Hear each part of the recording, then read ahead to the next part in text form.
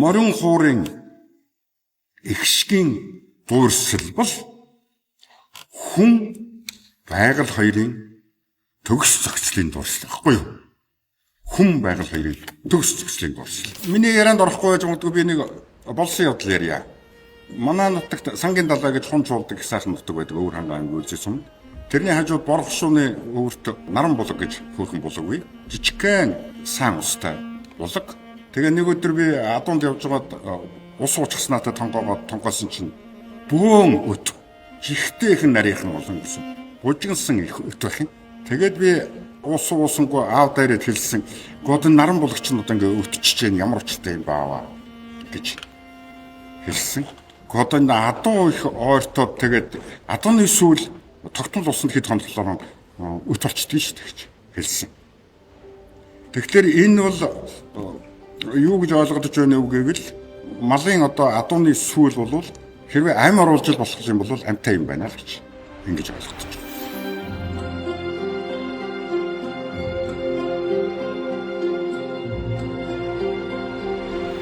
Морин хуурыг бол бусад үндэстнүүдээс ялгаатай монголчуудын бүтээсэн морин хуур бол хялгасыг хялгасаар хөрөөдөж байгаа юм.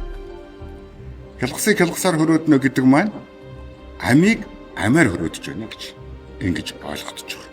Гэхдээ тэнд бол маш их нарийн учир, гүүний хялгас байж болохгүй, азарганы хялгас, морины хялгас, энтергээд нас ус гэдэг ингээд маш нарийн юмнууд байдаг л да. Морин хуурын ихшгийн дуурсал бол хүн байгаль хоёрын төгс зохицлын дуурсал гэхгүй юу? Хүн байгаль хоёрын төгс зохицлын дуурсал. Энэ морин хуур хөгжим ЮНЕСКОгийн энэ бүртгэлд Монгол үндэсний хөгийн зэмсэг гэдэг яг энэ утгаараа орсон учраас энэ бол өөрөө соёлын өв гэхээс илүүтэй энэ бол Монгол үндэстний өөрийнх нь хэнтэй ч хуваалцахгүй өмч юмаа гэдгийг баталгааж авч байна.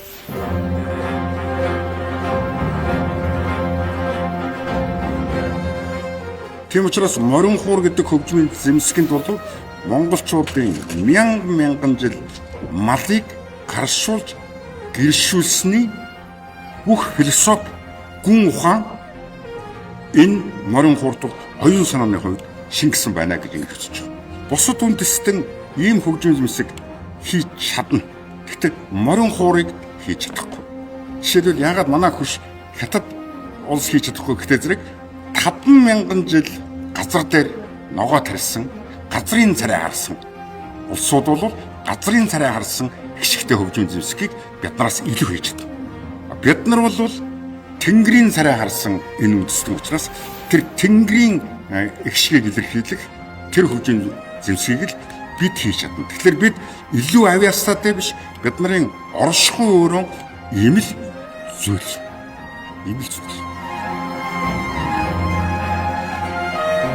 Монголчууд та нар өөр үндэстэнд байхгүй, байж болохгүй ийм ахуй амьдрал уламжлалаас бий болсон ийм хөгжим зэмсэг бүтээсэн бол энүүгээр бахархаас гадна үүнийг түгээн дэлгэрүүлэх, хадгалах, хариуцлагыг хүндрэлтний юм билийч. Өөрөөр хэлбэл монголчууд морин хууран ингээд байхгүй болгочвол ертөнцийн хүний байгаль хүний төгс зохицлыг илэрхийлсэн нэг дун утас алга болно гэсэн.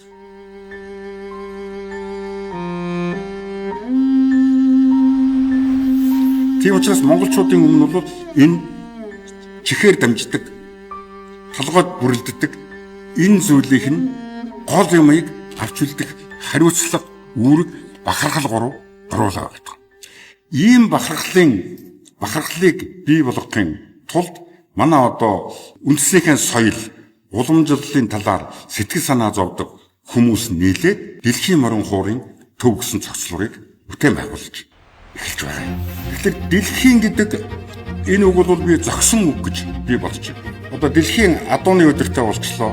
Үндсэндээ адуу морь хоёроор оюун санааны хувьд ч тэр, ахуйн төвшөнд ч тэр, хөтлөх үндэстэн дэлхийд монголчууд болж ирж шүү дээ. Тэгэхээр эндээ тэр сонсголоор дамжсан ихшгийг илэрхийлэгч морин хуурлуугаан дэлхийг татах өөрийнхөө үндэстнийг түүгээрээ бахархах, суралцах, хөгжүүлэх энэ бүх боломжийг энэ төв өөрөө нээж өгч чадна л гэдгийг мэрэгжлийн хүний хувьд бол итгэж байгаа юм. Болий.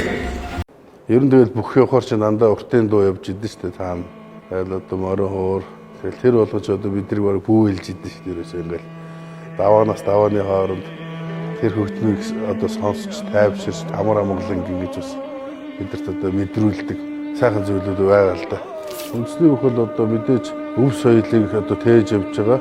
Уламжлалыг бас одоо хадгалж явж байгаа. Одоо барилтахаас гадна тэр Монгол дээлийг яаж зөв өмсөх вэ? Монгол молгоогоо яаж өмсөх вэ? Бүх юм л одоо дээдлж одоо тэр юмд одоо нандинж одоо дандаа хайрлж өв соёлоор дамжуулж сургаж байгаа. Илэрхийлэл юм да. Унд сурч иж бүх олон гэж өгчүүд их ярьдаг. Одоо хүүхдээ байхаас л унааны тоочин гүйцэж тэгжиж одоо хүн хаяг гэдэг. Дандаа даваад их юм бол одоо хүн бодохгүй. Хүнийг хаяхад чинь унжиж тэр алдаан дээрээ суралцаж тэр болгоныг ингэж засч явж иж одоо амжилт ирдэг. Тэр утгаараа 9 уулын даваа гэдэг шиг даваа давхад хэцүү байдаг болохоор тэр 1-ийн даваа, 2-ийн даваа, 3-ийн даваа гэж бас уламжлалаараа тэгж логик, философитой гэсэн юм болов гэж боддог шүү дээ. Увс аймгийн Ховд сумын харьяад сүлд спорт хороо Увс нуур дэвжээний бөхөө Намсарай жавын бат суурд улсын дархан авраг цол олгосугай.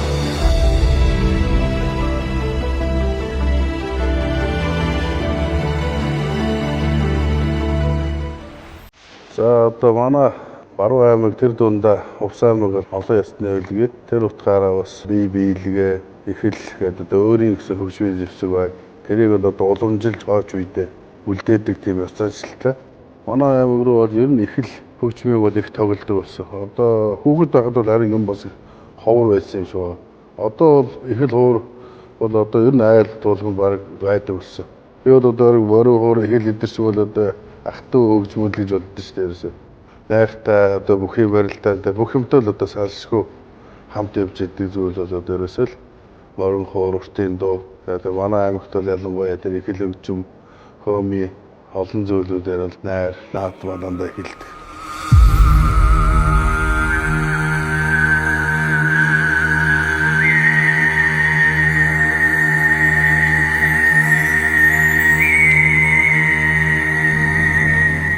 За тэгээд мэдээж одоо энэ сайхан Монголын өв уламжлал бүх юмыг л одоо бид бүгд тэр нь энэ тэргэлтгөө бүгдийг л авч явах хэрэгтэй. Чи одоо биднээс уламжлаад ирсэн юмыг бид нар уламжилж ирээдүйн хойч үедээ дандаа ингэж үлдээх ёстой зүйл бол ерөөсөө л энэ бидний 93 наадам, энэ морин хуур бүх л зүйлүүдээ бид нар одоо хойч үедээ өвлүүлж үлдээх нь бол одоо бид бүгдийн үүрэг гэж одоо бас боддгийм ба. За тэгээд өнөөдөр энд дэлхийн морин хуурын төв баригдах болсонд одоо сэтгэлээс баярлаж одоо энэ морин жилдээ хамжиж баригдаад одоо монголчуудын тэр омогшлыг төрүүлсэн сайхан зохицол бүрдөө босох болтугай. Тэгээ энэ дэлхийн олон мянган хүмүүс Монголоос морин хуур эхлэлтэй шүү гэдгийг бас мэдэж аваасаа гэж хүчүүдийнхээ өмнөөс хүсэж байна. Саяхан нэг тарих судлалын эрдэмтэд нэг сонирхолтой туршилт хийсэн ба. Тэрний үгээр ингээд үг цээжлүүлж байгаа хүүхдүүдээр тодорхой хэмжээнд цээжлэн л дээ. Гэхдээ доороо мартчихна. Тэрийг нь ая дантай хэмнэлтэй болгож цээжлүүлсэн ба. Дуу болгож гэсэн үг. Тэгэд үр дүн яг эсрэг хэрэгч маш сайн цээжилж байгаа юм. Жишээ нь маа муу наашир маа тойлоо тоглоё гэд аав ээж хоёр авчирсан тоглоом биш үгэд хүүхдийг шүлэг маягаар цээжлүүлэх гээд үзээрэй. Бүтэхгүй. Харин маа муу наашир маа тойлоо тоглоё гэж цээжлүүлчихэр нөөс нь мартагддаг. Тэгэхээр энэ тарих судлалын энийг юу болоод байна гэдгийг анзаарсан чинь үг цээжлэхээр нэг газар ингээд нөгөө хадгалагчаа тархинд тэгшээ буцаад нөгөө мартагдаад байгаа юм л д. Харин ая хэмнэлтэй болоод эхлэхээр бүр цогц байдлаар ингэж хадгалагдж байна гинэ. Тэгэхээр энэ юу гэсэн үг гэхээр эртнээс монголчууд одоо нийтийн бичиг үсэггүй байхдаа хэрхэн тэр мэдээлэлээ дамжуулдаг байсан бэ гэдэг асуудал байна. Чингис хаан яаж манай өвөг дэд хүннүүгээс хойш би анх удаага ийм том одоо улсыг байгууллаа гэж мэдчихсэн байна. Тэгэхээр Чингис хаанд тэр мэдээлэл ямар нэгэн байдлаар ирсэн байж бичиг үсгээр биш. Тэгэхээр юугаар ирсэн гэхээр яг энэ төөл гэдэг зүйлээр ирсэн ба. Төөл хайлна гэдэг чинь бид нар зүгээр нэг үлгэр домог сонсоод байгаа юм биш ээ. энэ Монголын мянган жил тал нутгийн тэр түүх маш олон тэр одоо дурсамжуудыг тэр нөгөө туйл хайлах маягаар ирээдүйдээ тэгж үлдээгээд байгаа арга хэлбэр байсан юм байна л да. Тэгэхээр нөгөө мартагддаг.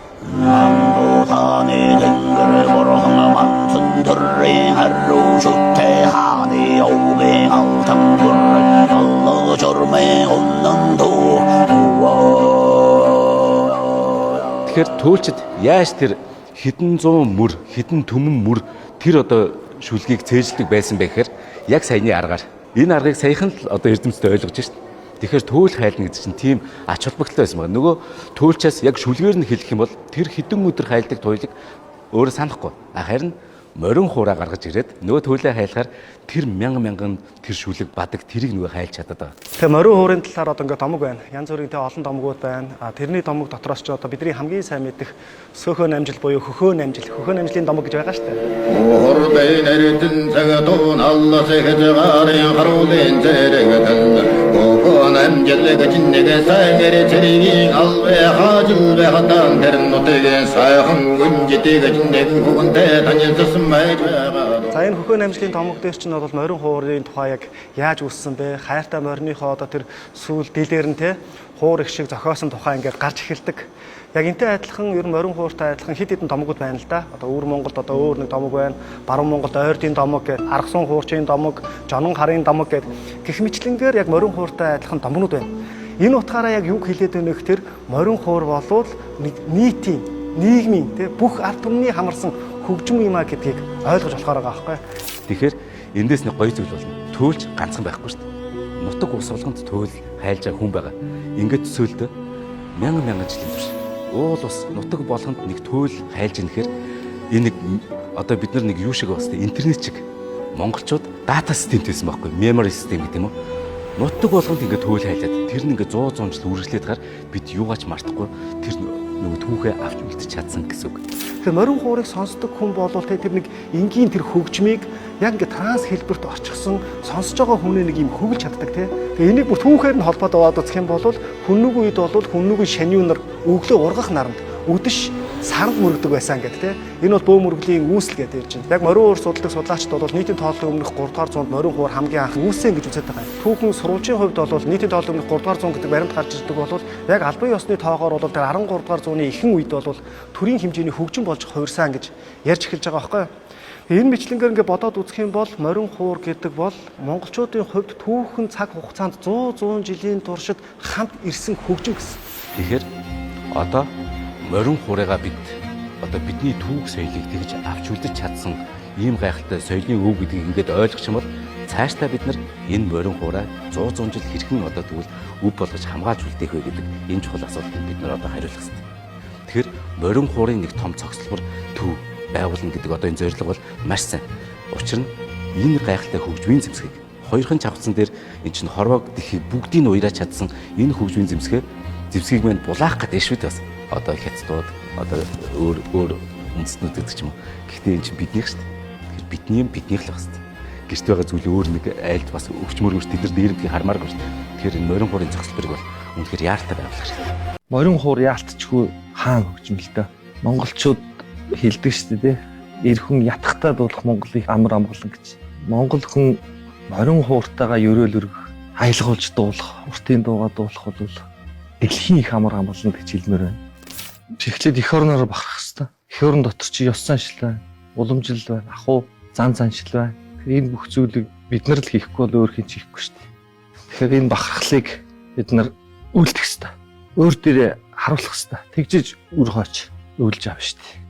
Өөр энэ харийн гүрнүүд бид нар руу гомингоо идүүлэхийн тулд дэлгэцийн бүтээлүүд одоо кино гэж юмнууд явуулаад байгаа шүү дээ. Энэ чинь цэвэр соёлын давталгаа яваад шүү дээ. Тийм болохоор бид нартаас одоо юу шаардлагатай байна вэ? Үйлдэл чухал байна шүү дээ. Тэгэхээр зэрэг ийм харийн соёлын давталгаанд ороод ингээд илжих шиг болоод байвал бид нар ч болохгүй байхгүй дээ. Улам хомигдоод байна шүү дээ. 365 хоногоос хэдэн Монгол байна. Наадам цагаан сар 2-оор л нэг Монгол байж байгаа. Төсөөлдүүлэл нэг дээлэмсэл нэг хошир үдэл гүйч шүү дээ. Тийм болохоор Монгол бахархал бол үйлдэлээр илэрхийлэгдэнэ. Дээлээ өмсөлтөө. Чи Монгол ижийн ойсон өрөөж дуулаад ойсон дээлээ өмсөлтөө. Тэрийг янз янзаар нь одоо ингээд загваржуул л та. Монгол байх бол хамгийн их амарх шүү дээ. Чам ёс уламжил чинь байна. Аав ээжийн загсан захиас чинь байна. өвөө эмээгийн чи сургаал байна. Тэгэхээр зэрэг чамаас үйлдэл нэхэд нь шүү дээ. Магадгүй ингээд өвгдөөц тэнгэрээс хараад хөөе миний хүүхдүүдээ чи Монгол уу биш үү гэж асуугаад шүү дээ. Чи тэнгэрлэг юм уу, тэнгэрлэг биш юм уу? Чи Монгол эзэн Чингис хааны хүүхд юм бол чи бахархлаа, чи үйлдэл болгооч л гэж хэлнэ.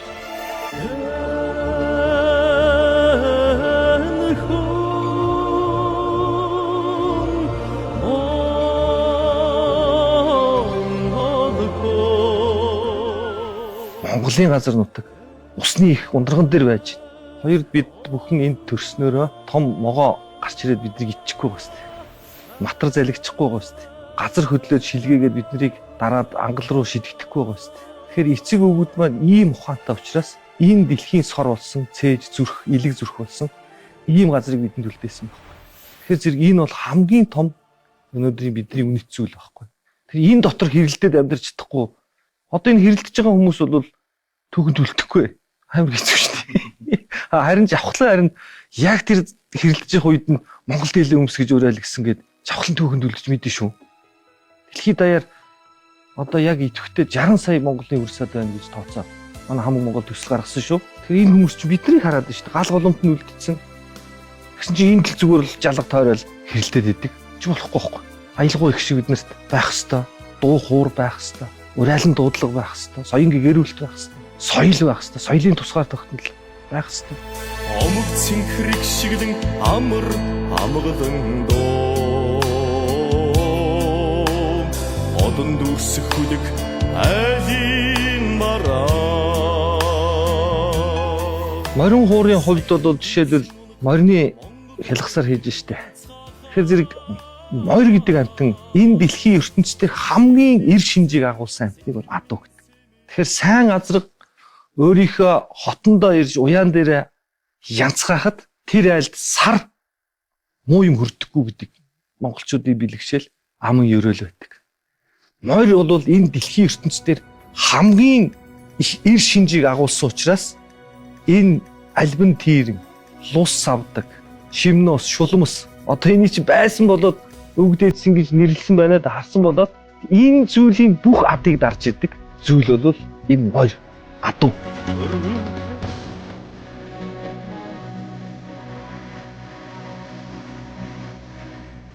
Тэгэхээр Монголын өвгдөөд ухаантай учраас мэдээж гэр дотроо оруулж ирээд азрагыг янцгаалахгүй хүн шүү дээ. Боломжгүй. Тэгэнгүүт сүүлээр нь хөгжим хийж байгаа, төвжмийн дэмсэг хийж байгаа. Тэр чавхцаар адуу шигээ дуурхахаар гэр дотор байгаа муу хүн арилдаг. Дээрээс нь тэнд найр хийж байна. Хүүхдийнхээ сэвлэг авч. Тэр хүүхдийн амьдрал өрөөгдөж байна.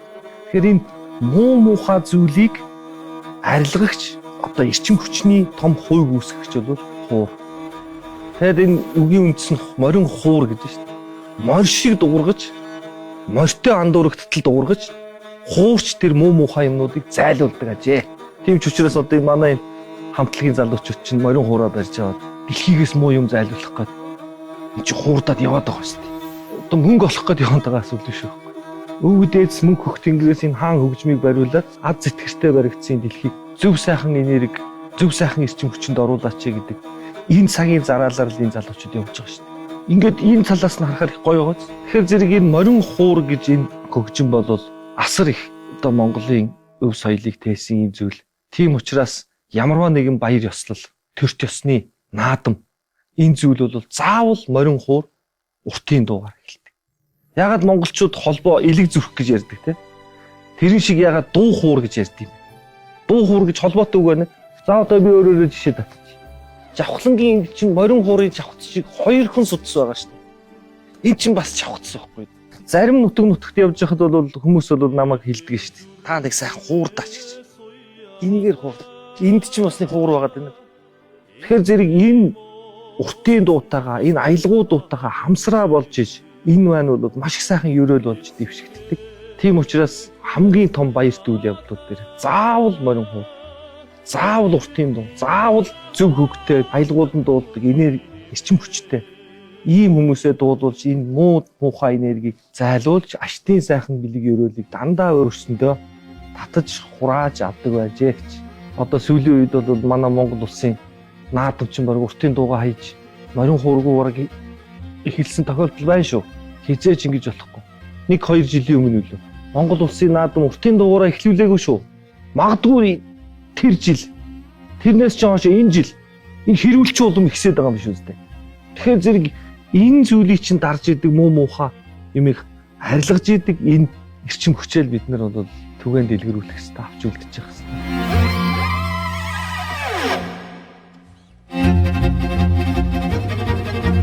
За яг үгээд жишээ болгоод яхад ятг гэл хөгжим шүү. Ятгадаг байх юм шүү. Ятгаж уйрааж, уйсааж тэр догшроод байгаа тэр сэтгэлийг ятгаж хуучир гэж. Хууч ярил гэсэн үг. Үлгэр домгоо тэрийг тоглож байгаа хууч яриа, хуучлаа гэсэн үг шүү. Шудраг гэл хөгжим байж шударч тоглодог учраас шудраад зайлуулаад алга болгодог. Тийм эрчим хүч нөлөөлдөг байх юм шүү. Эрчим хүчний хувь цоор гэж байна. Цоолч хийсэн байж юм чинь. Ингээд хөгжмийн зэмсэг болгон дээр ингээд ярих юм бол энэ зүйл чинь их утга уялдаа. Тэгээд морин хуур яалтчгүй энэ бүх хөгжмийн зэмсгүүдээс хаан хөгжим л дөө. Хорвоогийн явдлыг хоёрхан чавхцаар өгүүлнэ гэж хэлсэн байна.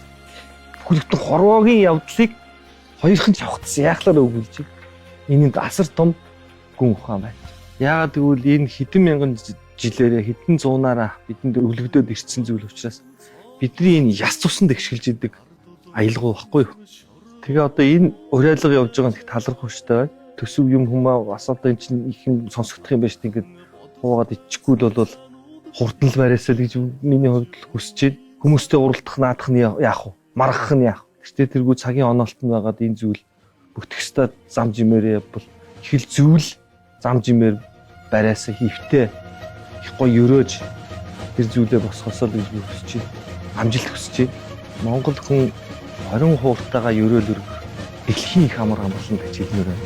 Морин хуурын дотор бол би зүгээр боддгийн энэ дотор нэг тийм хийцлэнч бай, дуурж байгаа дууралтанч бай, энэ зүйл дотор нэг юм эрхэмсэг, тэнгэрлэг нэг тийм орчхой, үнэн сэн эндээ байдаг байх гэж би боддог.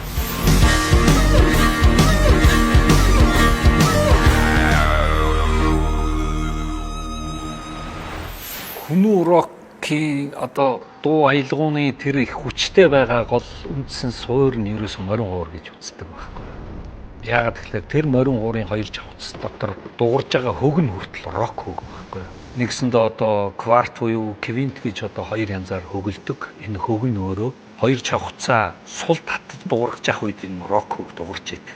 Тоглож байгаа тэр хэмнэл дотор нь өөрөө рок тоглохын тэр ухаан тэр хэв маягууд бүгд шингэсэн байдаг. Ийм л одоо өвдөстэй хөгжмөлтөө хүчтэй. Тэгэл хүн болгон мэдэндээ тийм ээ нэг өв соёл түүхээ мэдхгүй хүн ойд төрсэн сармагчтай адилхан гэж үнэн үг шүү дээ. Энэ бол маш үнэн байхгүй юу? Өөрөө өөрийнхөө гарвал угсаа, өөрөө өөрийнхөө өвгд эцсийн тэр түүхийг мэдхгүйгээр, өв соёлоо мэдхгүйгээр тэр хүн бол хинч биш байхгүй юу? Өөрийгөө монгол хүн гэж хэлэхэд хэцүү болчих шүү дээ энэ чинь. Тэгэхээр монгол хүн болгон энэ өв соёл буюу энэ түүхээ хамгийн өндөрт өргөж дээдэлж энийгээ улам цааш нь одоо баяжуулж улам ихээр одоо түгээж энийгээ сурчилж энэ дотор юу орж байгаа гэхээр энэ дотор бусад улс орноос ялгарх ганц л ондоош л энэ дотор л орж байгаа. Мэдээж морин хурч Монгол шүү дээ.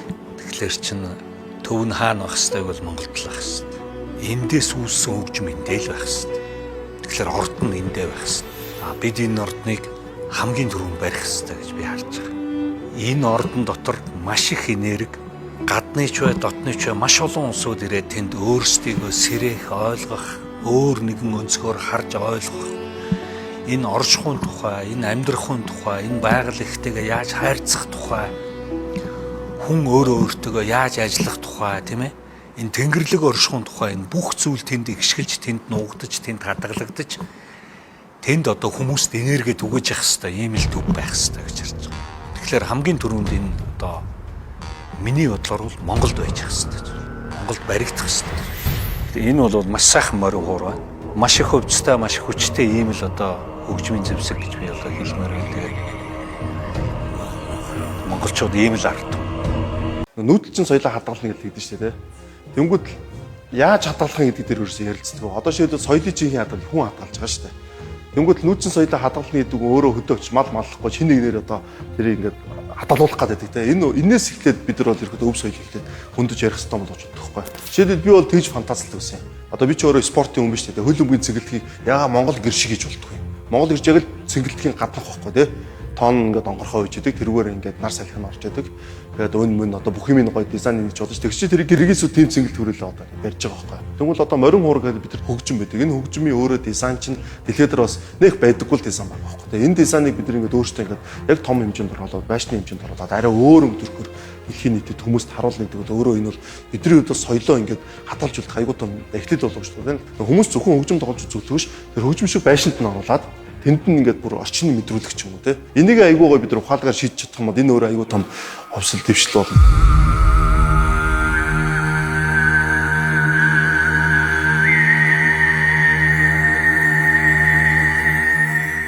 Улс үндэстэн болонд өөртөө гэсэн соёл байгаа. Тэрийг орчин үеийн хэлбэрт оруулж одоо хийх нь өөрөө хамгийн чухал юм байна. Би өөрөө Шотландд сурч байсан. Шотландын одоо хөгжим ч юм уу соёл яаж хадгалж үзсэн. Шотландд бол тартан гэдэг одоо хээ хэдэн штэ. Тийм дөрвөлжин хүн болго мэдээ юп шиг те. Тэрний гэхийг нь бол тартан гэдэг. За тэгээ хөл өмгийнхэн багийг бол тартан арми гэж нэрлэдэг те. Тэгвэл энэ тартан хэйн хаанаас гаралтай юм гэхээр одоо би очиж судлаад үзчихээ. Бүр ингээд анх гарал нь манай монголчууд одоо тэр нэрийг ингээд анх тэд төгссөн байгаа байхгүй. Яг л монголчууд нэг Европ руу аян дайлаар мордоод Италид очиход одоо зүүнээс ирсэн нүүдэлч татар хээ ийм хээ байд юм биш тэгээд тэндээс ингэж гарч ирээд за тэр нь Францаар дамжаад тэгээд дэлхийн нийтийн ингээд загварын одоо ертөнц рүү орж ирж ирсэн. За эндээс Шотландууд бол 1700-аад оноос аваад өөрсдийн одоо үндэснийхээ болгоод тэгээд тэр нь болохоор ингээд тартан одоо хээ дэлхийн нийтээр мэддэг. Тэгэхээр бид нар ч гэсэндээ дэлхийн өв соёл дээр дэлхийн хамгийн том гүрэн багтаачсандээ ийм том ингээд түгээлтийг хийжсэн те. Энд чинь бас ингээд логистикийн тухайд бол түгээхэн байхгүй хат бол айгүй гой түгөөжсэн. Тэгээ Шотландууд бол яг тэр хөл өмгийнхэн баг тартан арми буюу одоо миний ойлгож байгаа татарын арми одоо ирж байгаа юм шиг тийм нэрлэлдэг ч юм уу те. Яг өөрсдөө л тийж ойлгохдоггүй. Яг тэр гаралч мэдээж түгштэй өвдөд. Бидний хувьд бол монголчуудад бол надад яг тийж харагддаг байхгүй. Татарууд довтолж байгаа гэдэг байдлаар харагддаг. За тэнгуэл тэнд бас өөрөөр Шотландын нөө бишгүүр хөгжим гэдэг одоо хөгжим. Одоо би зөв орчуулж байгаа нөө бишгүүр хөгжим гэж байгаа. За энэ хөгжим нь өөрөө Шотландын түүхийг илэрхийлсэн амар том илэрхийлэл байхгүй. Манай морин уртай адилхан. Тэр бишгүүрийн чинь бүр ингээд дайн хүртэл ашигладаг байсан. Мэдээ зүйтэй. Тэнгүүд англичууд бүр ингээд хувьсгал болохоор тэр хөгжмийг хоригддаг байсан байхгүй. Энэ хөгжмийг Шотланд улсаар ашиглахгүй. Яг л хөгжмөөр бүх мэдээнүүдэд амжуулцдаг. Тэгээ тэр хөгжмөөрөө энэ айр мэвж шүү. Хэдүүлээ бэлэн байдал байгаар харагдаж юм. Тэгэхээр тэр хөгжим мэд чинь өөрөө зөвхөн тухайн улс үндэстний хоорондоо одоо бид нар бол жавар үргэх гэдэг тийм. Өөрсдийнхөө найр цэнгэнийхэн эрсдлээс гадна нүүр давхар маш олон соёлыг ингээд агуулад явж идэг юм бүтээл гэдэг. Тэрнтэй адилхан манай морин хуурчсан адилхан одоо бидний хамгийн одоо олон жилийн оршин тогтнож байгаа соёлыг авч явж байгаа тийм. Бид нар ингээд мориноос гаралтаа төв аз ч угаасаа л морь шүү дээ тийм. Хамгийн сайн морин хүмүүс бол төв азтай. Тэгэхээр тэрийг илэрхийлж байгаа хамгийн том илэрхийлэл бүтээл юм болов гэж бол миний хувьд бол дотроо боддоо шүү дээ. Тэгээд энэ төв азаас явсан соёл ч бүр Америкт очиод Америкууд анхаараа гайхдаг өсөж байгаа. Өмнөд Америк. Өн морь хүн хоёр гэдэг энэ одоо морь гэж мэддэггүй шүү дээ чинь тийм.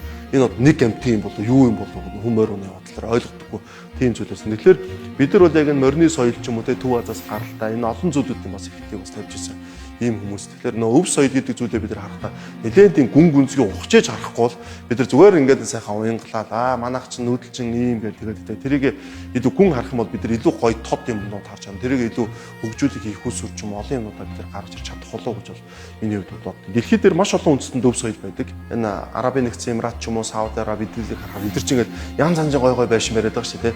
Энэ чинь орчин үеийн дизайнтай өөрсдийнхөө ув соёлыг ингээд хослуулж хийгээд байгаа байхгүй. Яг угаасаа анхдаг ч юм бол одоо ирэхдээ шал өөр болоод ирж байгаа шүү дээ. Тэгээ манайх тэгвэл анхдаг чимийг анхдаг чадан байлгах гэдэг. Тэр чинь орчин үед тохирохгүй хэрэглээд нэвтрэхгүй гэдэг ч юм уу те. Тэгэхгүй манайх ингээд морин уур тоглоол яваад идэг хүмүүс мэдэхгүй ч болно. Тэгвэл бид нар арай өөр аргаар харууллаа те.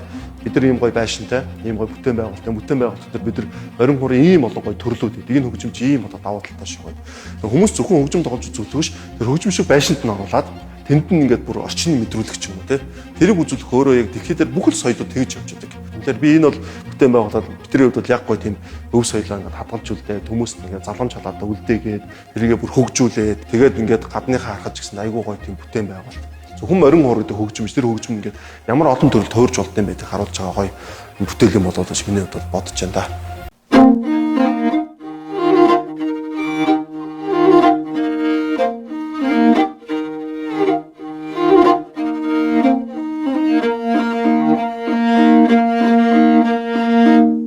Морин хуурыг шгэлсэн газар Одоо сайн агт, сайн гатан дэмэн нэг буян шиг тогтно гэж өгчүүд маань дээрээс үздэг байсан учраас энэ морин гур хөгжмөд гэж бэлэгдэж морин гурийнхаа жаврыг гэж өргөдөг байсан байна. За морин гур судлалын төвийг одоо шинжлэх ухааны үндсэлтэйгээр судлах, хөгжүүлэх, баримтжуулах, за тэгээд судалгааны үр дүнг олон улсын түвшинд түгээн дэлгэрүүлэх зорилгоор морин гур судлалын төвийг бол байгуулсан. Морин гур нь 2003 онд ЮНЕСКОд 2008 онд хүн төрөлхтний соёлын бит бус өвийн төлөөллийн жагсаалтанд бүртгэгдснээрээ олон улсад хүлээн зөвшөөрөгдсөн. Хамгийн анх 92 онд Монгол улсын анхны ерөнхийлөгч Очор Баатгай төрийн хан хурыг залгах тухай зарлага гаргаж ирсэн бол 2024 онд Ухнагийн хөрөлсөх ерөнхийлөгч морин гурыг эрхэмлэн дээлж түгээн дэлгэрүүлэх тухай зарлага гаргасан. Үүний хүрээнд морин гур судлалын төвийг байгуулъя гэдэг. Суйсын хараа соёл урт судлалын хүрээлэн гэж 50 жилийн түүхтэй эрдэм судлалын авшиг шингэсэн гэн сайхан хүрээлэнгийн дэргэд морин гур судлалын төвийг байгуулсан.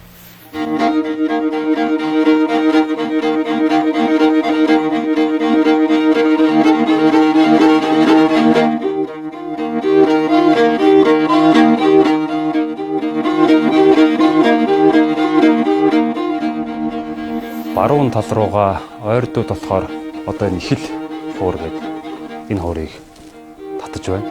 Бүр хэдэн зууны турш яг энэ хөгжмөө уламжилж, өрлөн уламжлуулж, өнөө хүртэл одоо гэж хурцсаар ирсэн. Ихэл хуурын тухайд бол чандван толгойтой байдаг. Энэ чандван толгой нь болохоор чандван дүрсэн ойрдын морины тамганд байдаг. За ихэл хуурын тухайд жишээ нь бүдүүн чавхцс нь тоглож байгаа энэ талдаа, биеийн талдаа, энэ нарийн чавхцс нь энэ гарын талдаа, энэ талдаа байдаг гэсэн үг. Морин хуурыг болохоор эсрэгээрээ нарийн утас нь эндээ, бүдүүн чавхцс нь эндээ байдаг гэсэн. Домогт бол морин хуур, ихэл одоо бүгд ялгаагүй, бүгд л одоо Монгол мартай холбож байгаа шүү дээ. Монголчууд одоо жишээ нь хөхөө намжил, балчин гээр, шувуун сарл, жонон хар гэх мэтчлэн домгуудаар бол морин хуурыг аягүй сайн мэддэг. Тэгэхээр домгууд дээр юу өгүүлээд байна вэ гэхээр татдах хөвч буюу нумыг мориныхоо тэр авирганы ясаар хүртэл хийжсэн гэсэн тухай. Тийм юу хүртэл гардаг. Одоо жишээ нь монголчуудын хувьд морин хуурын чавхцыг эр морины сүүлээр хийнэ гэж бид нар ингэж шууд хэлчихэж байна. Жишээ нь гүний сүүлээр хийхэд нөгөө хэлхсэн айгүй амархан тасардаг гэдэг ч юм уу. Яагаад амьттай байхад нь морины сүүлээс суулж авч хийдэг юм. Тэгжээж энэ хөгжим чинь нэр үнэхээр хэлхсээр хөрөөддөг. Татаж ашиглуулдаг тийм амьттай хөгжим юм уу гэмээр. Жишээ нь одоо Османы дээрэмч ч юм уу ирээд бүх юмыг ингэ дээрэмтгэхэд хөгжмөө гаргаж ирээд хөгжмөн дээрээ тэр 5 гасаг гээд аялах хөвгтөр татсан юм байна л да. Тэгээд нөгөө хэдэн тэр хөгжмийн аялганд нь уяраад тэгээд тэр татлагнаас болоод амьд гарсан ч юм уу. Тийм тохиолдлууд бас байна. Тэгэхээр одоо жишээ татаж болдоггүй хорой цэртэй ялангуяа тэр эрэгтэй хүн, эмэгтэй хүн татаж болдог. Энэ татлагуудаас нутаг нутгийн онцлогоос шалтгаалаад байна. Жишээ нь тэр дөрвөн ордын өрөө гэдэг татлагыг эмэгтэй хүн татаж болдог гэдэг ч юм уу. Тэгэхээр ялангуяа ингэ судлаад үзэхээр татлага гэдэг бол ерөөсөө яг л тэр тухайн нийгэм цаг үеийн ахуй амьдралын бүхий зүйлийг өөртөө шингээсэн зүйл байдаг. Тэгэхээр энэ дөрвөн ордын өрөө гэдэг татлага бол эргэн уулзах, эрч хүч, эм нэгдлийг илэрхийлсэн юм татлага. Дөрвөн ордын өрөө ярьсан учраас дөрвөн ордын өрөөний дөнгөж ихэнх хэсгээс нэвж үзсэн. Тухайн үед нэг иймэрхүү л байж дээ.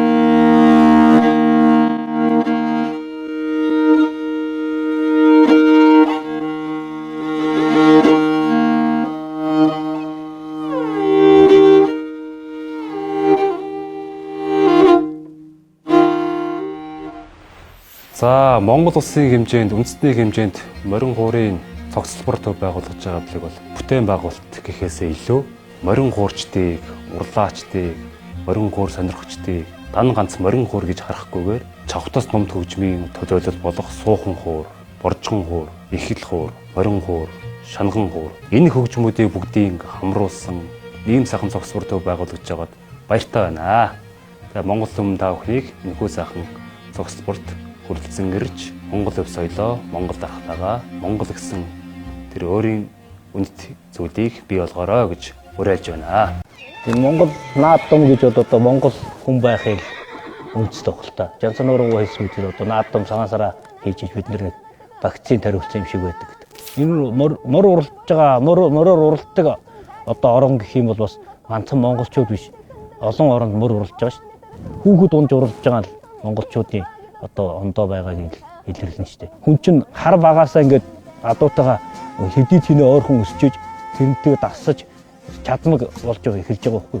Тэгэхгүй ингээд гинт ингээд морин дээр ирээд хүүхэд мор унах юм бол тэр чинь бүр ооч мооч хэрэгцэн хамаагүй гэсэн шүү. Тэгэхээр аль болох багаасаа адуу малтай ойрхон өсчээд бидний чинээр байгаль дэлхий нүтгэж ойрхон байдаг гэж боддог шүү. Гэрт өссөн Монгол хүн эхлээд хуруу шигтэй тоглож байгаа. Тэгээд өхөр тугуул тэгээд унаг дааг гэж явж байгаа шүү.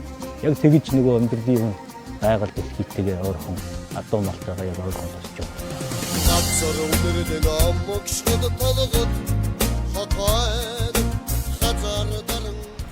Нөгөө бүх сурчин бол одоо ингээд яг өөрөө үндсэн одоо нэг яг бие хүн л байгаа шүү дээ. Одоо яг өөрөө харвал өөрөө барилддаг.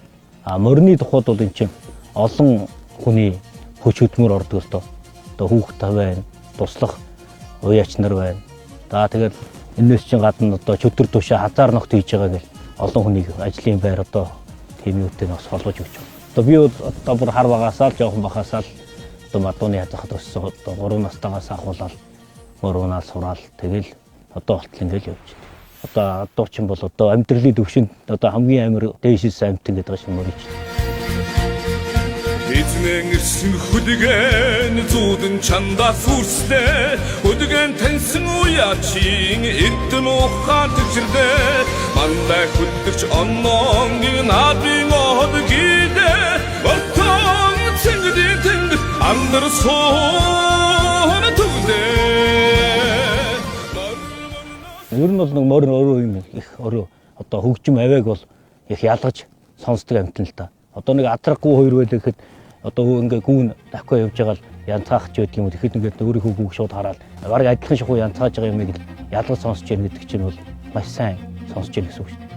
Адуу гэхдээ ингээд морин хуур ингээд тоглоод яхаар шал ондоо нэг юу байх шиг гэж хард мараад ингээд тэр хуурын аялгау сонсохоор бас шал ондоо л байдаг. Ер нь бас уян дээр хүмүүс морин өслөхтөө бас морин хуурдын дуучин авчираад морины уяа эхлэх гэж ёсолж байгаа шүү дээ. Тэр үеийн ингээд хуурчид авчираад тоглуулдаг л та.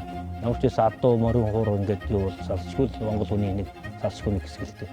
За монголчууд одоо морио дэдэлдэг ард том тэгээд морин хуурын төв гэдэг энэ том зохицлоор баригдаж байгаад маш баяртай байна. Одоо энэ 21 аймаг 300 гаруй сумдын нааданд морин хуур бэлгэлжих нэ тийм хөрөнгө монголчуудад байгаа штэ. Оюун бэлгийн ийм бэлэг өгч. Энийг хийчих юм бол гайхамшигын үр дүн 10 жилийн дараа, 20 жилийн дараа өнөөдөр дурсаа ярих бол гэж би боддог. Тийм учраас одоо энэ зохист бүрийг бүтээн байгуулах би 100% сэтгэлээс дэмжиж байгаа. Оролцсон. Санаа сэтгэл өөрийнхөө оюун бодлыг бас шингээс биендээ бахархалтай байгаа. За сайн байцгаана уу. Та бүхэндээ энэ өдрийн мэндийг хүргье. Тэгээд домог хамтлагийг үүсгэн байгуулснаас хойш Ази, Европ, Америкийн олон орнуудаар Монголынхаа үндэсний өв соёлыг түгээн дэлгэрүүлж өнөө хүрлээ.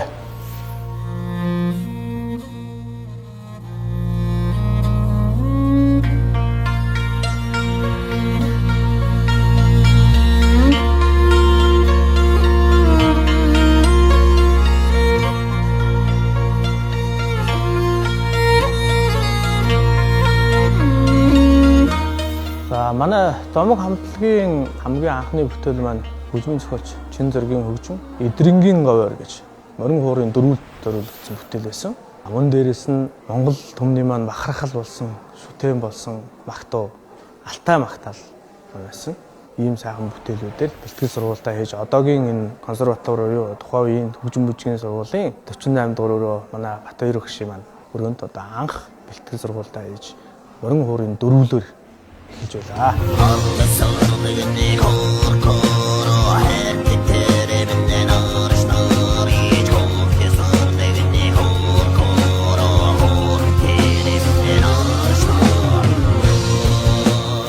Үндэсний өв соёл бие тос өв маань өөрөө дээр үеэсэн шавь сургалт буюу гэр сургалт айл сайхалтаасаа ч юм уу ингэж төрөн гарч төвөнд дэлгэрч ирсэн. Ер нь бол ахуйгаас гарсан урлаг шүү дээ. Одоо манай үндэсний бие тос өв соёлууд чинь ахуйтайгаа одоо тэр 5 шуумалтайгаа мөн дээрээс нь бие биелгээ чинь одоо ноос савах, мал амьтныхаа явдлыг дуурайлгах, дуугаргах гэдэг энэ соёлоос гарсан учраас бидний цуснд ген туйлыг бол миний хувьд тухайн үеийн анхны сериал кино юм байна л гэж боддог. Одоо ажил өдөр хийсэн ажлуудаа амжуулчаад оройн тэр туйлаа сонсоод одоо тэр гистэр жангараа сонсохын тулд ажлаа хурдан дуусгаад тий энэ бол одоо нүүдэлчний соёлын агуу том эхлэл үндэс гэж юу ойлгодог. Манай багш нар ч хэлдэг. Монгол хүний генэнд энэ үндэсний өв соёл биш үү гэж. Энэ монголчуудын бол эртээр үеэс өдөр тутамдаа хийдэг байсан үйл ажил хөдөлмөрийн бүтсэн бүтээл учраас Монгол түмэн үеийн үед мартахын арга.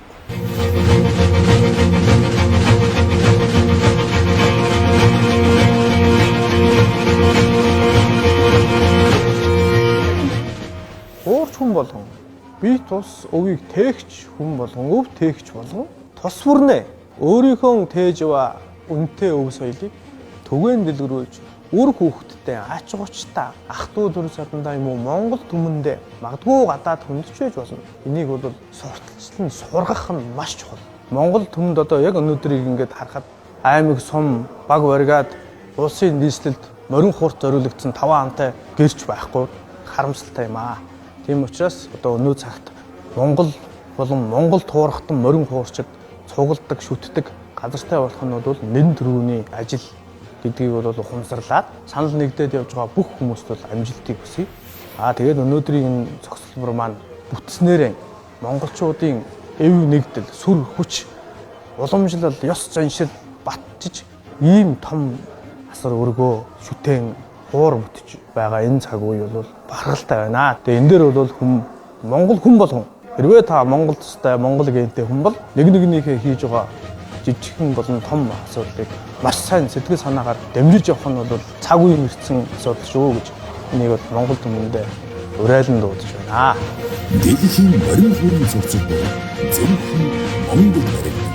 Монгол түмэн оролцох тун. Олон зуун жил хурдан морь оролдож Монгол түмэн наадмаа хийж ирсэн. Ганц харамсалтай зүйл үүдэг. Яагаад Монгол улсын 6 насны иж болон одоо сум аймаг төрүүлж байгаа мордын байнд морин хуур хөгжмийг бэлгэлж байлж болдгүй юм бэ. Энэ бол маш том зургаараа бол асар их хэрэгтэй зүйл. Тэр тэргүй мориноос үүдэлтэй дотом хөгжим бол морин хуур. Тэгээд элдв сайхан бэлгээ өгнөз тэрний хажууд хамгийн том бэлэг бол морин хуур байх болно гэж би боддог.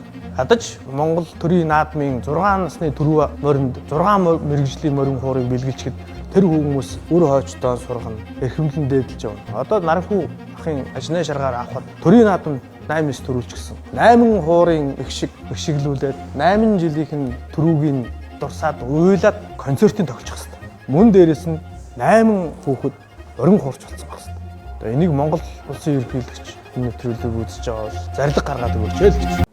Одоо эцэг их гэдэг бид бүхэнд хэмжээлшгүй их ачтай. Одоо хүн байдгаа адгуун самтын хүртэл одоо ихийн хайранд амьд оршин тогтнодог. Тэгээ өнөөдөр зөв бурууг ялгах үдий зэрэгтэй болно гэдэг эцэг ихийн хайр нэрлийн хүчинд л үдий зэрэгтэй болж байгаа. Тэгэхээр ачийн олон талаас бодоод байх юм бол ачийн хариулъя гэсэн сэтгэл зүй үүснэ. Хариулъя гэсэн сэтгэл зүй үүсээд ирэхээр эцэг ихийн санааг зовоохгүй байх хэрэгтэй. Эцэг их гэдэг бид хэдийг яавал баярлах вэ гэхээр зөв яваад амар амгалан жаргалтай сайн сайхан байх юм бол баярлана. Тэгэхээр тэр эцэг ихийн ачийг бодсон ч өөрөө сайн сайхан явъя гэж бодсон ч бусдад хорлолгүй зөв явдал мөрөөр явна гэдэг маш чухал. Ер нь ирээдүйд амжилтанд хүрж байгаа ямар нэг юм сурвал түүнийг гүйцээж чадж байгаа хүмүүс их хөвчлэн бусдын ач тусыг бодсон, бусдын сайн сайхны төлөө зорьсон хүмүүс тийм байдалд хүрч чадж байна. За тэгээ Монгол оронд дэлхийн морин хуурын төв зохицолбор ийм сайхан бүтээн байгуулалт хийх гэж байгаад бол чин сэтгэлээсээ даган баясж баярлаж байна. Одоо монголчууд бол нүүдэлчийн ард түмэн тэгээ морь бол дэлхийн талыг эзэлж явахад монгол хүний одоо яг хань нөхөр болж исэн зүйл байна. Тэгээ тэр морины дил сүүлээр морин хуур хөгжим хийгээд дүрийн морины толгоогоор төрслээд ингээ хийсэн байна гэдэг бол морийг л их дээдлж байгаа нь харагдаж байна.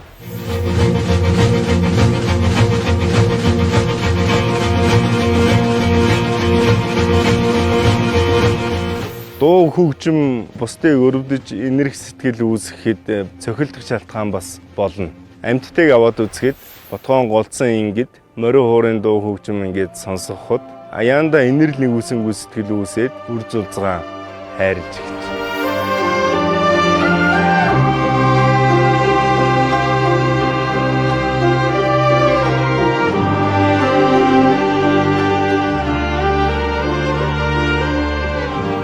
Тэгэхээр энэ байдал дээр тэр морин хуурын дуу хөгжим маш одоо гайхалтай үр нөлөө үзүүлж байгаа нь бол харагдсан. Тэгээ гадны улс орнуудад явж байхад морин хуур гэдэг хөгжим ямар гайхалтай хөгжим бэ? Цаанаас нь тийм инэрл нэгүүлсэн гүйцэтгэл төрүүлэхэд тийм хүчтэй нөлөөлөл үүсгэж штэ гэсэн яриануд бас хүмүүсээс их сонссон. Тэгээд энэ морин хуур хөгжим бол Монголын одоо түүх соёлтой бол маш нарийн холбоотой. Монголчууд одоо морийг хиймөр гэж үздэг. Тэгэхээр хүний сэтгэлийг бол хий дээр хөлгөлж ийн гэж үздэг. Одоо ямар нэг юм бодоход дан хий хөдөлж иж. Тэгэхээр хиймөр гэдэг бол тэр сэтгэлийг хөдлөж байгаа тэр хийг хэлдэг. Тэгэхээр энэний нэршлиг хүртэл одоо хиймөр гэд мориор бас ингэж зүйрлсэн тий. Сэтгэлийн унааг хий гэж байгаа. Хийг хүртэл морьтой зүйрлсэн байна гэхээр утга агуулгын хувьд бол морийг л их дээдлж байгаа нь харагдаж байна.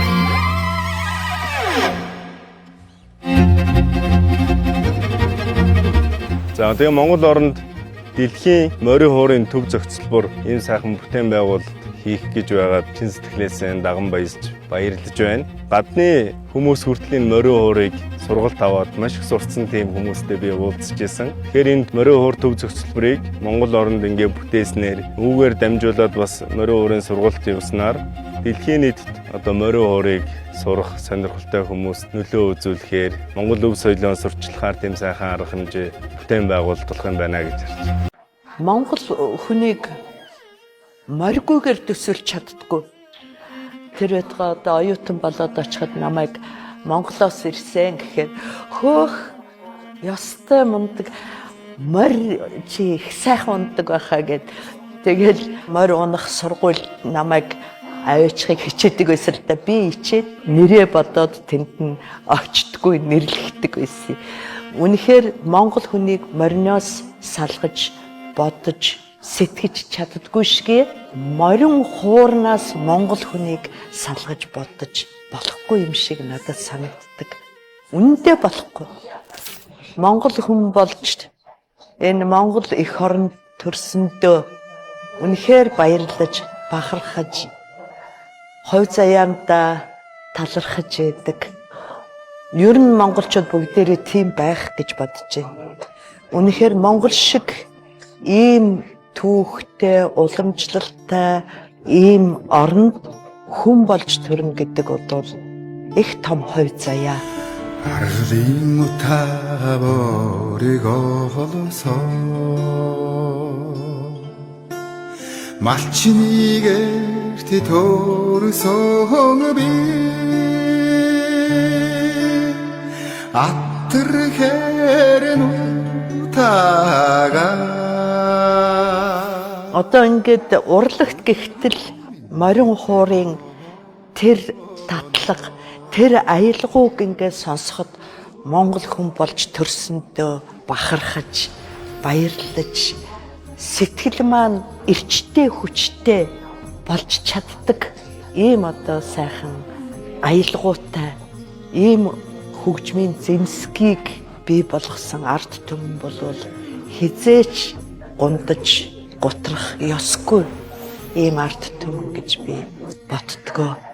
Би баг байхдаа жамингуйхаа тайзан дээр тоглож байхыг сонсоод энэ бүхэн бид нарыг тижээж, бидний сэтгэхүйг, бидний оюун ухааныг арвижуулж, баяжуулж, хүчрхэгжүүлж байдаг.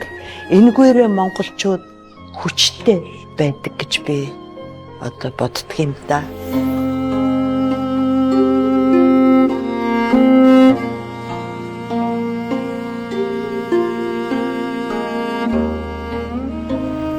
Би Ахмад уран бүтээлчдийнхээ гадаадд айлчил тоглолтоор явж ирээд ярьж ирснийг би одоо их тод санддаг. Дэлхийн сонгодог бүтээлүүдийг энэ хөгжмөөр морин хуураар яаж тоглож байна вэ гэдгийг шалгах гээд нота бариад ирдэг байсан гэж ярьж ирсэн. Үнэхээр монгол хүнийг мориноос салгаж, бодож, сэтгэж чаддаггүй шигээ морин хуурнаас монгол хүнийг салгаж бодож болохгүй юм шиг надад санагддаг. Үнэндээ болохгүй. Тэнгэр бурхнаас бидэнд өгсөн шидэт хөгжим энэ хөгжмийг бий болгосон Монгол гэдэг үндэстэн одоо морин хуурыг эзэмшиж чадсан. Тийм учраас морин хуурын төв Монголд бий болно гэдэгт бол би баярлж байна. Үнэхээр морин хуурын яг үүссэн төв үндэс суурь нь энэ Монгол орн яахаргүй мөн.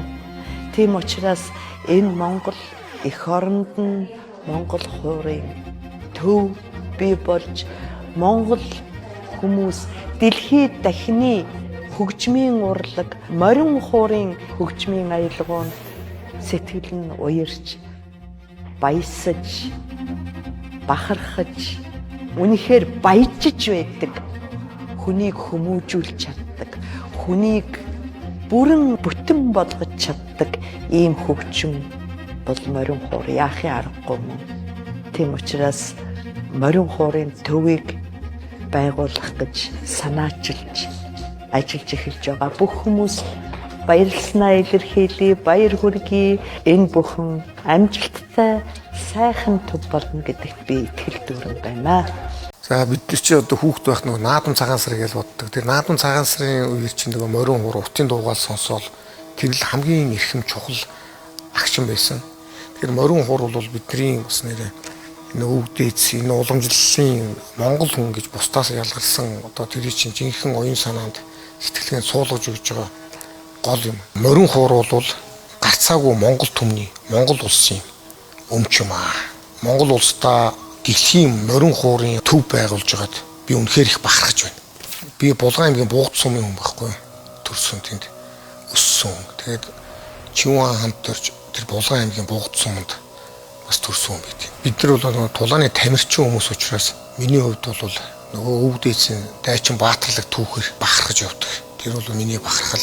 Тэрний чинь гол одоо ноён нур болсон бидний шүтэн хүн бол мэдээж Чингис хаан. Тэгээд одоо 10 хэдэн жилийн өмнө Чингис хааныг ингээ бүтнээр нь зуруулад одоо манай шав Батчаргал гэж зураас залуу сайхан ингэж бүтээж өгсөн юм. Одоо бол бид нар тэмцээн уралдаанд явахдаа энэ Чингис хааныхаа зурганд мөргөд явдаг. Тэмцээнээс ирэнгэт бас баярснаа илэрхийлээд ингээд мөргөдөг. Нэг өсний амттай болсон зураг. Одоо эндээс чинь 2 дэлхийн арга төрчлөө олон сайхан залуучууд амжилт үзүүлээ явж байна. Заалыг маань амттай болгосон байх л гэж боддог шүү дээ.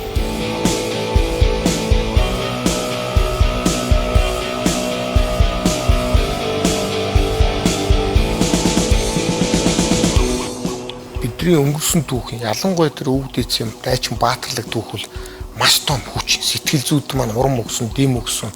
Цаашдаа ингээ бэлтгэл сургалт хийхэд авраг одоо болоход тэрний төлөө тэмүүлсэн бэлтгэл сургалт хүнд хүчрэмийг даван туулахад маш том сэтгэлийн урам өгсөн хүч байхгүй. За тэгээд эндээс улс орон болон өөрийн гэсэн тийм ах зүйлтэй байх те. Тэгээд яг үндсэн Монгол дархлаа Монгол зүйл илэрхийлж байгаа зүйл одоо тэр өв соёлд байдаг.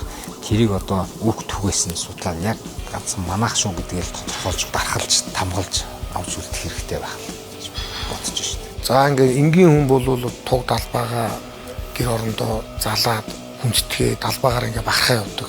Яг тамирчин хүн тэр олон мянган хүний үзэгчдийн өмнө ялт байгуулад тэр далбаа мандуулна гэдэг чинь яг нэг далбаа эзэмшиж байгаа тэр торгон агш юм байхгүй. Далбаагаа эзэмшиж бусдад харуулж таниулж ингээ ялтаараа жинхэнэ бахархах тэр мөч бол гайхалтай мөч. Эндээс тамирчин хүн болгоно байнга ялаад байхгүй. Тэгэл ялагдал болгон дээр ингээл яг далбаа ман дээр байгаа те тэрний төлөө ахаал унсан ч гэсэндээ ахиж босоод мөрөөдлийнхөө төлөө зорилгын төлөө энэ далбаагаа мандуулах бол үнэхээр гоё байдаг. Би нөр гадаадд тулаанд орохдоо одоо морин хуурын аялгау тэгээ уртын дуугаа сонсоо гэдэг байхгүй. Тэгэхэд өрсөлдөгч янз бүрээр одоо донж үгээр ширүү харцаар ингээл дарамтлал ингээ байж хахад дотор морин хуурынхаа тэр аялгау тэр уртын дуугаа сонсоод байж байгаа юм чинь нөгөө өрсөлдөгчийн тэр дарамт юу ч биш. Юу хэрэг юу наадам цагаан сар бодогдоо тий сайхан битэх байхгүй сэтгэлд нэг сайхан тийм юм боловч. Би бол бас ингэж боддог байхгүй. Ямар ч одоо Монгол хүний сурсан тэр морин эрдмийг гадны хүн сураад яг тэр нандин холбоо тэр нандин гой сайхан нандин гаргаж чадахгүй гэж байна. Тэр нь бол яалчгүй манай монголчуудын бүр ингээд цусгийн ингээд үүдсэн бүх зүйл байдаг баг. Морин хөгжим бол нүүдэлчин соёлоос үүссэн хөгжим болохоор энэ болохоор бидний хөгжим болохоор бид нар энийг хайрлаж хадгалж цаашдаа уламжлуулж өвлөн үлдэх үүрэгтэй гэж би бодож байна. Хүн битгий ботоог олцсон энэ хүртэл дуурайн ихшгээр уйлж штэ. Тэгэхээр чинь бид нар бол энэ даяарсан нийгэмд монголоороо бахархах, монголоороо үлдэх хамгийн чухал юм л гэж бодож байна.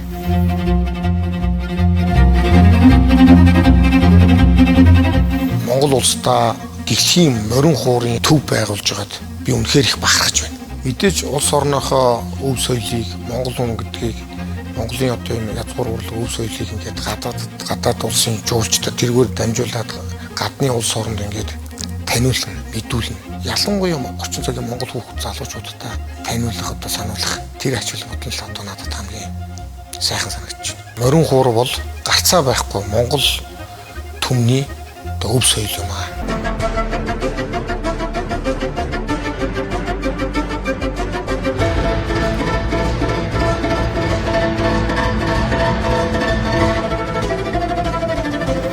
Монголын үндэсний их өв их соёл болсон морин хуур хөгжим маань Монгол гэртээ үүссэн. Одоо Монгол гэр гэдэг бол бидний хувьд бол хамгийн одоо анхны тайз. Тэгээ энэ дээр бол морин хуур хөгжим маань үүсч өв дээдсийнхэн уламжлуулсан тэр сургалт дэгээр гэж сурч исэн.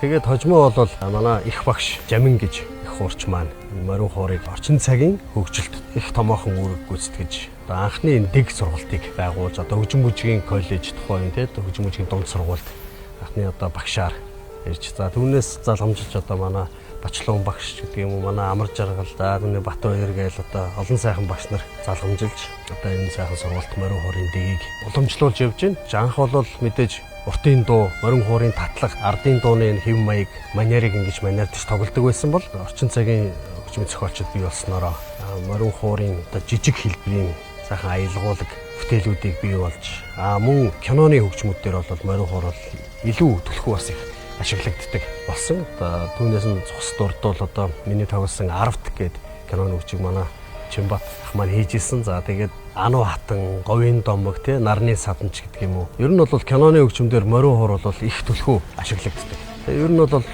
морин хуурын урын сан бол маш баялаг болсон.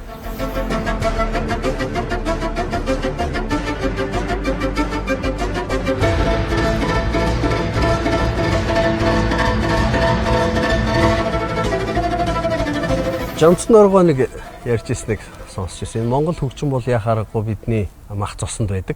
Бидний дотроос ундран гардаг. Тэгээд морин хуур хөгжим нь яагаад хүнийг татаад байна вэ гэхээр бүх юм нь одоо натур байгалийн одоо мод, тэр давирхаа, за мөн цавуу, морины сүүлч гэдэг юм. Ямар нэгэн металл хадаасаар хаддаггүй.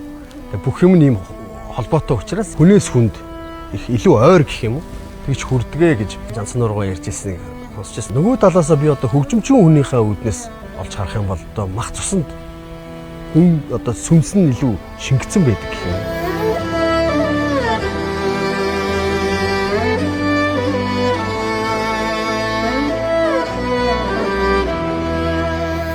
Түүхээ мэдэхгүй бол нөгөө ой төрсөн сармчин лугаа адил гээд үгээд шүү дээ. Тэрэн шиг одоо энэ залуучууд маань илүү өв соёл, үндэсний бахархлын дархлаагаа илүү хадгалдаг байгаасаа ганцхан одоо дан бидний урлаг гэхээс илүү те хэлж байгаа яриагаа хүртэл өв нь хүртэл урлаг соёл одоо бүхий л талыг судалж дээдлж хүндэлдэг байгаасаа. Тэгэхээр энийг ойлгодог, мэдэрдэг, сонсоод нэг энэ тоглолтыг үздэг, үзэхдээ бас яг ингээд өөртөө юм гоё тусгаж аваад шингээдэг байхын тулд өөрөө энэ өв соёлыг өөрөө нэг одоо Эрдэнэ засгийн унгаач гэдэг юм уу, эр бор харцгаа нэг аялцдаг сайхан ирчүүл маань те морин хуураа нэг гэртээ нэг гэрийн жавраа гаргаж хөвгөлчдөг. Нэг сайхан доглончсон жонтой татчдаг. Байх нь одоо бидний хувьд бол том дархлаа юм л да.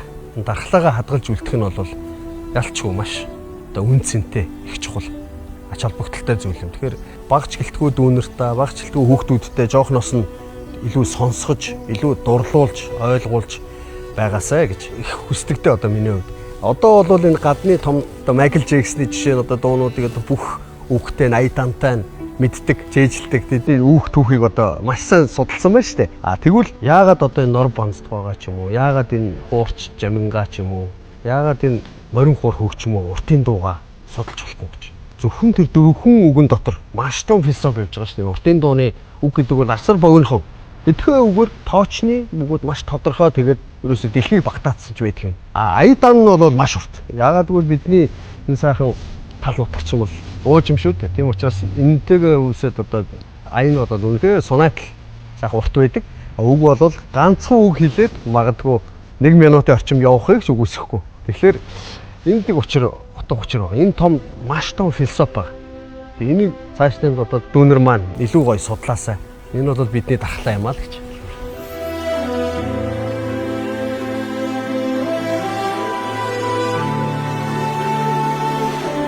Анх одоо түрүү ярьсанчлан Мориур маань Монгол гэрт Монгол гэрийн одоо тайзан дээр бий боллоо шүү дээ. Тэгэхээр одоо бол дэлхийн энэ том цогцлбор гэдэг бол энэ сайхан үйл хэргийг бүтээж байна гэдэг бол Монгол хүн босч төрсний хувьд монголчууд тийм бидний одоо ялчгүй бахархал энэ сайхан болоосоо сайхан бүтээсээ шөө ингэж өргөчн дэлгэрч ариучж явах болтугай гэж одоо өсөж явдаг. Тэгээд Ариукагийн маань одоо бодос идсэн. Тэгээд энэ маш олон хүмүүс ард нь баг ажиллаж байгаа шүү дээ. Тэгэхээр энэ хүмүүс маань одоо бүгдээр нь ажил үйлс хөдөлмөр нь өндөр байх болтугай гэж хүсэж байна.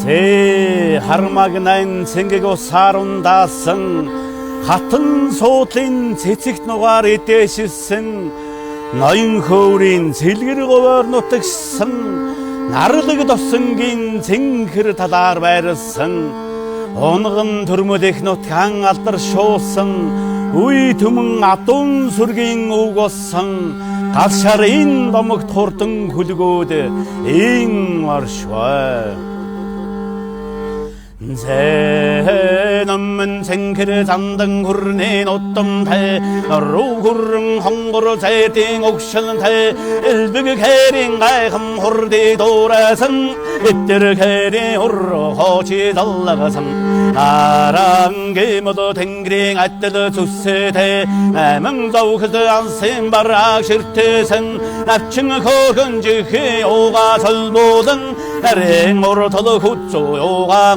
хайдан эрдэнэн дэдэд толгой уга өргөн эвтэ цагаан шүтэ уга ярилцуудан эцэн хүннэ харран эвшэдэг эчэл сүргэ хан хайурсэг дөрвөлчэн сондон хүчэ тэнхэн хурлдасан дөрвөн жацна хордан шанцаа зогцолосон хол이 хол도 조철루기 귀매 후르던 현지 둘들 버르드선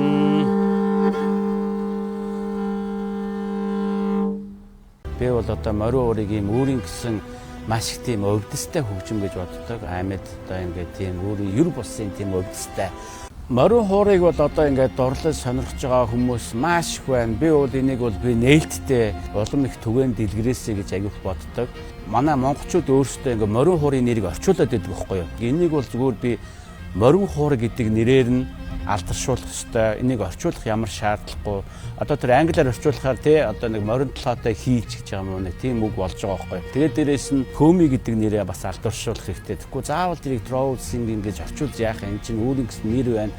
Тэгээд би энэ гоё монгол нэрүүдээр улам их алдаршаасаа гэж аягүй хүсэж байгаа. Бидний ерөөсөө энэ гол зорилго бол энэ өв соёлоо улам их сурталчлан таниулах, гадныханд болон дотооддоо тэгээд дээрэс нь хойч үеийн залуучууд хүүхдүүдтэй бас энэ өв соёлоо улам их ойлгуулж, дурлуулж, зааж сурахын төлөө одоо ажилладаг.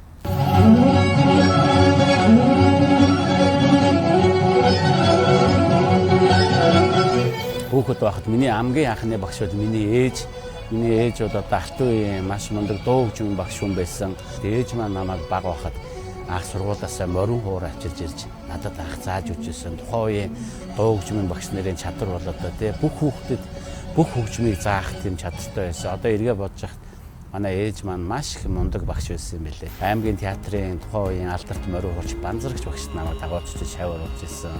Конкурс амжилттай өгөөд одоо соёлын дээд сургуульд Монгол улсын соёлын тэргүүний ажилтан Баатархүү гэж мундаг багштай ирж ирсэн. Олон сайхан багш нараар эрдмийг заалгаж Монголынхоо яндшгүй их баян тансаг ардын өв уламжлалаа суралцаар явна.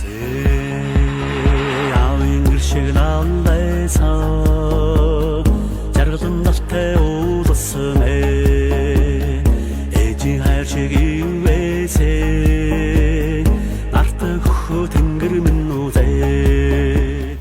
одоо хамгийн анх 2000 онд Бүртээ гэж ардын урлагийн тухайн үед маш их мундаг алдартай хамтлаг байсан. Тэр хамтлагтай Хилийн чандад анх гарч тоглож исэн. Тэгээд тэр цагаас хойш одоо ингээд маш олон жил гадны уран бүтээлчтэй хамтарч ажиллаж гадны зах зээл дээр тоглож байна. За тэгээд мэдээж гадаадад очиод тоглоход одоо энэ Хөөми, Морин хуур, Магтаал бидний үндэсний дуу хөгжмийг үнэхээр гайхаж шимтэж хүлээж авдаг. Одоо яг энэ цаг үед бол одоо Монголын энэ өв соёл ардын урлагийг сонирхож байгаа маш том давлгаа явагдаж байна. Энэ давлгаанд одоо бас би өөрөө ингэж хөгжиж энэ өв соёлоороо бас ингэж Хилийн чандад уран бүтээл хийж байгаадаа маш их баяртай байдаг.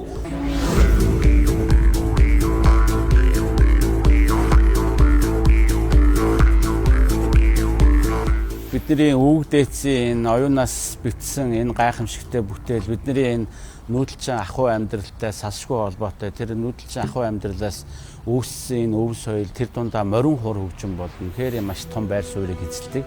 Мэдээж энэгээр бол одоо хүн болгон Монгол хүн болгон бахархаж явах хэрэгтэй. Одоо жишээлх юм бол пентатоник дугааралт гэдэг чинь энэ 5 нотны эгшиг чинь өөрөө ямар ч орны хүн сонссон чихэнд нийцтэй маш тийм гоё аялал болж хувирдаг. Тэгээд дээрэс нь хоёр уцаа давхар ингээд хөрөөдөө ингээд урахаараа яг энэ аккорд дугаартай гэдгээ тэрэн дээр нь одоо энэ хүчрэг Монгол Хөөми, Хархираа ингээд ураад ирэхээр маш тийм хүчрэг тийм өвцгийг бий болгох юм байна. Тэгээд бид нар маш их сонирхоод идэм байна гэж боддог.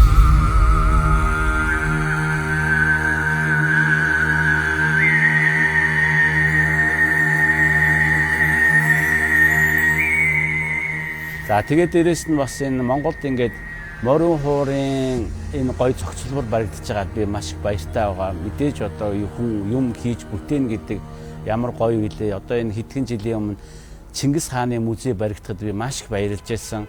Энэ бол аль эрт байх ёстой байсан. Гэхдээ яг хөө цаг алдаад гिचний оройтсон ч гэсэн Чингис хааны музейтэй болно гэдэг бол бидний монголчуудын хувьд бол маш том ололт амжилт. Гадныханд ирж үзэх нүд тайлах ийм гоё музейтэй олсондоо баярлдаг. Одоо дараагийнх нь энэ морин хуур зохицолбор баригдаж байгаа. Би маш их баяртай байна. Тинчээ одоо Монголын одоо энэ өв соёлыг сонирхсон дэлхийн олон орны хүмүүс чуулсан морин хууртай холбоотой маш том гоё арга хэмжээ тоглолтууд, ивентүүд, ганцхан морин хуурч гэхгүй тэнцээ маш олон том гоё соёлын наадмууд болох бах, тийм гоё газар болох бах гэж би одоо маш их баярлаж өөрөө энэ хөгжимтэй амьдралаа олгосон хүний хувьд маш их баярлдаг.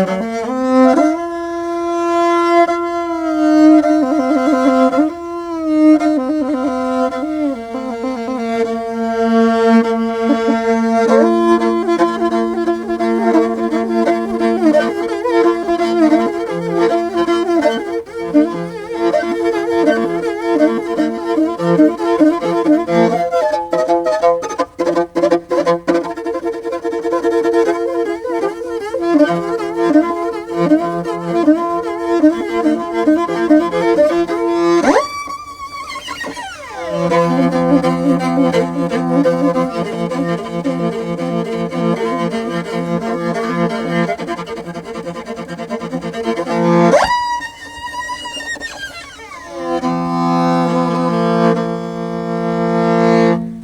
би анх бол 1970 онд Бүжин зүүн сургуульд орж ардын жүжигчдийн дэрийн шангилуудын 100-ны манлайн хүрч Жамин багштай анхны бол шаг болж сурагч болж гэж 7 жил сурч төгссөн.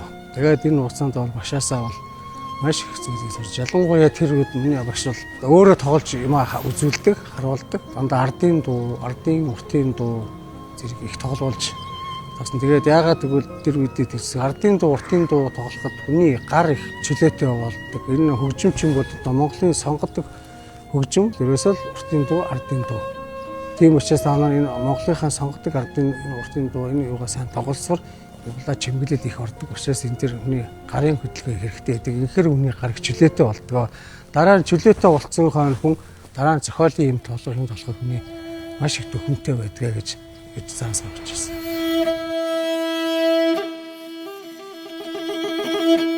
Монголын бол ер нь морин хурын дэг уламжил бол 39-40 оны үед бол Хүмбэр театр болоо шүү дээ. Тэрэнд бол анх одоо энэ морин хурын уламжил дэг сургалт бол одоо тийч төвлөрч ирсэн байна. Энэний бол одоо гол төлөөлөгч нь бол манай багшийн одоо багш нь Төдөв гэж Монголын алдартай хурч байсан. Тэгээд энэ дэг сургуулийг цааш нь үргэлжлүүлж явах шамнэр нь бол одоо Сэдэн буян одоо тэгээ манай Жамин багш эдгээр цааш одоо энэ уламжлыг үргэлжлүүлж явсан. Одоо Жамин багшийн бол бас юу шүү дээ 10 20 үнэхээр Оросын одоо хотын судлаач Смирнов Жамин багш одоо нийлж шимчилж одоо ингэж үүсгэн бий болгосон. Энэ дэг орчин үеийн дгийг ярьсан манайш одоо тэр бол манай морин хурын СИПА энэ утас байна. Энэ хоёр жавхцаа бол СИПА гэдэг хүгэнд оруулсан.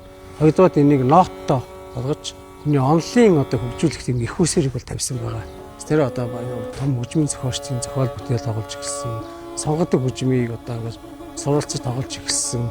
Тэгээд ер нь морин хуурыг анх дэлхийд таниулсан бол одоо манай багш байгаа.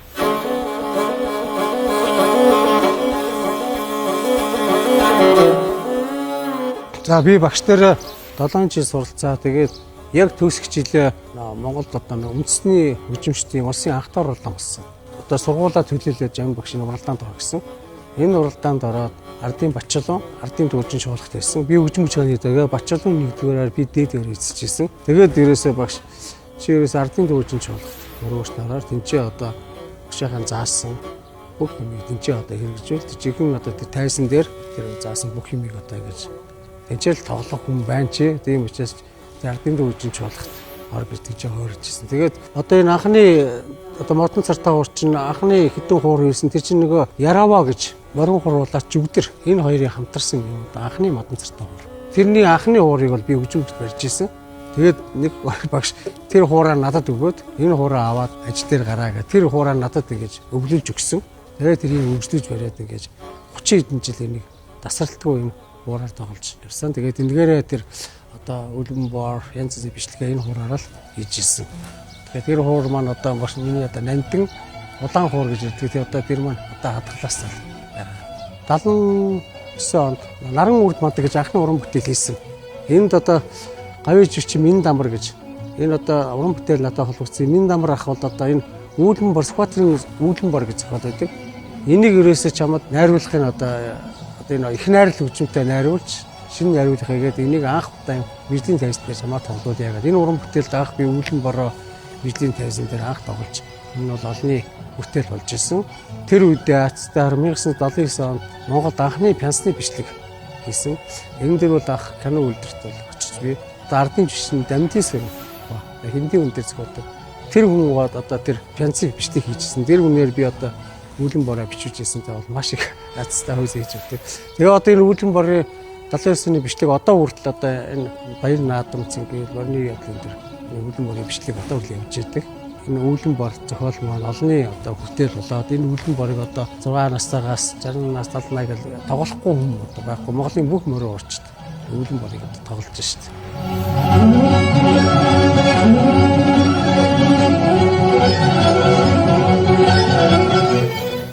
1982 онд манай хөгжмийн зохиол зохицоох юм байсан. Тэрний санаачлагаар бид морин хурын дөрүүл гэдгийг анх санаачилж үндэслэн одоо морин хуур байгуулсан. Одоо бидний тоглосон Цэсбатын цэцгэн нуурын хөвөнд гэж энэ зохиол бол дэлхийн ЮНЕСКОгийн алтан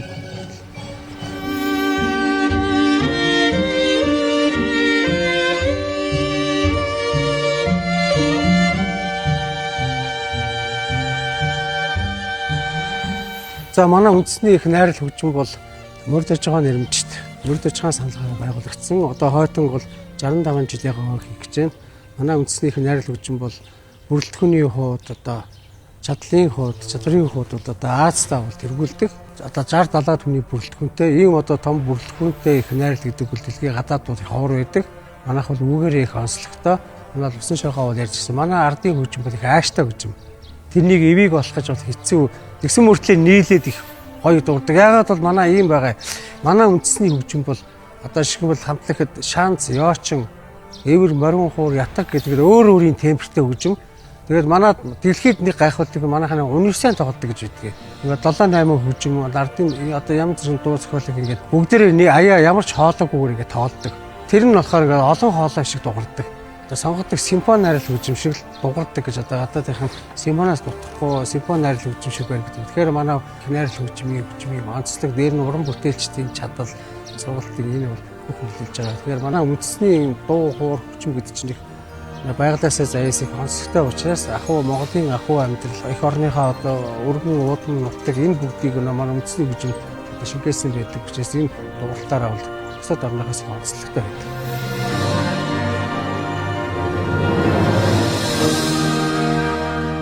За манай Монголын морин хуур маань бол улам одоо хөгжил нь бол дэвшиж хөгжиж нэгдлийн тайзнасаа одоо ингээд бүр дэлхийн тайзнаа одоо морин хуур маань гарч дэлхийн хөгжим одоо болж ирж байна. Яг гадаадын олон орны хүмүүс одоо морин хуураас оролцож тоглож сонирхож сурч эхэлж байна. Ингээд дэлхийн хөгжим одоо болно гэж бид нар ярьж байна. Тийм учраас одоо өнөөдрийн энэ морин хуурын зохицуур төв гэж байгуулж байгаа. Энэ бол одоо цаг үеэ олсон маш юм том бүтээн байгуулалт гэж бодож байна. Яагаад гэвэл энэ төв байгуулах хэвээр одоо энэ наадам болно, бишдийн тоглолт болно, олон улсын уралдаан тэмцээн болно. Яачгүй олон улсын морин хуурчдын тэмцээн хийж тасралтгүй болох юм төв болж байгаа учраас энэ төв маань бол маш чухал. Энэ одоо морин хуур манайхаа морин хуур бол ийм сайхан Монголын сайхан хөгжмөө гэдэг нь одоо баталгаа болж байгаа төв болж байна гэсэн. Энэ одоо төвөөр одоо хэмжиж сайхан төв барьсан та бүхэнд бол маш их баярлжээ. Энэ бол одоо яг ч байгаагүй Монгол хүний бидний бол үнэхээр бахархал үндэсний бахархал гэж бодож байна. Дэлхийн морин хуурын цуцаг бүр зөвхөн Монголд баригдан Монгол түмэн оролцох тун.